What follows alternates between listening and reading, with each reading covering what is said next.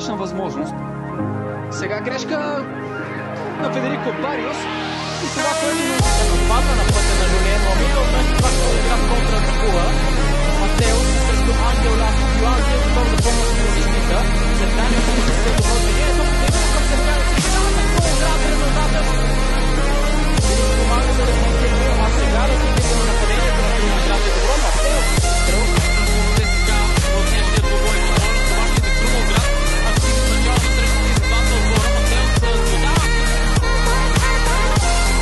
Може да погледнем и към още една информация, която се появи в медиите, да не...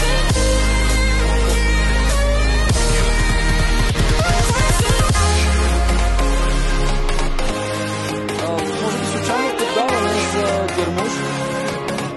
Комбинира с Матеус Енрике. Добро движение на Матеус Енрике. На бразилецата към лота на центъра за съдържанието. Той е за Крумовград. Матеус много се понася. Той сега и отново в ляво. Той остава да обвърне. Комбинира с Енрике. Възможно за Крумовград.